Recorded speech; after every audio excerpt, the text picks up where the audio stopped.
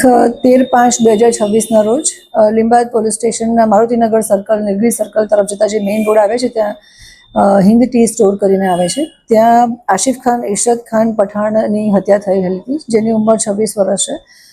જે સમયે હત્યા થઈ હતી એ વખતે હત્યા કરનાર જે આરોપીઓ છે કલીમુદ્દીન શાહબુદ્દીન સિદ્દીકી, બીજા છે મોહમ્મદ દિલસાદ ઉર્ફે લાલા રઈશ અહમદ સલમાની, ત્રીજા છે મોહમ્મદ શાહજાદ નસીમુદ્દીન સિદ્દીકી અને ચોથા છે સોએબ ઉર્ફે સલમાન મચ્છી યુસુફ। આ ચારેય જણાએ છે આરોપી, એમાંથી જે 3 જણા છે એ લોકો મારવામાં હતા અને જે મરણ જનાર છે એમને અને આ જે આરોપીઓ છે એ લોકોને અગાઉથી અદાવત ચાલતી હતી। જે બાબતે પોલીસ તપાસ કરતા ખ્યાલ આવ્યો કે માત્ર જે 4 આરોપી પકડવામાં આવ્યા છે એ સિવાય પણ આમાં આરોપી સંડોવાયેલો હોવાની શક્યતાઓ છે। 5મા મહિનામાં મે મહિનામાં જ્યારે ગુનો દાખલ થયો એ પછી આશરે અઢી એક મહિના સુધી અમારી તપાસ ચાલી। અમે ઊંડાણપૂર્વક તપાસ કરી અને લીંબાયત પીઆઈ શ્રી જે ચૌહાણ છે, ડીડી ચૌહાણ છે, ડિસ્ટ્રિક્ટ પીએસઆઈ કેપી જાડેજા અને જીજી ચારણ અને હેડ કોન્સ્ટેબલ રાજુભાઈ હાલુભાઈ અને સાજનભાઈ કાનાભાઈની એક ટીમ બનાવી હતી અને યુવરાજસિંહ રાજુભાઈની।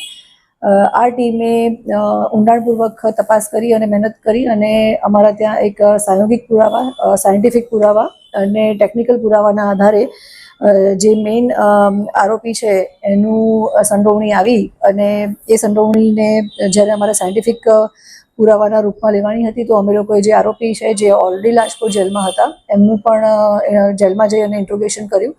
એમના પણ નિવેદનમાં આવ્યું કે કઈ રીતે જે મેઇન આરોપી છે એ આરોપીની પોતે કોન્સ્પિરન્સી રચી હતી અને કાવતરું ઘડ્યું હતું।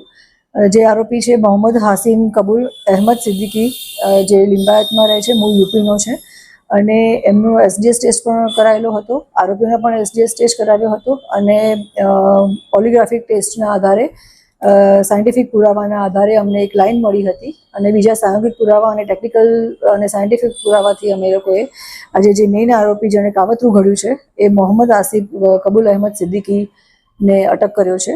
એના વિરુદ્ધમાં અગાઉ પણ 20 જેવા ગુનાઓ દાખલ થયેલા છે, જેમાં 307 છે, 325 છે, 324, 323 આર્મ્સ એક્ટના પણ ગુનાઓ છે। એવા અલગ અલગ 20 પ્રકારના ગુનાઓ એના વિરુદ્ધમાં નોંધાયેલા છે।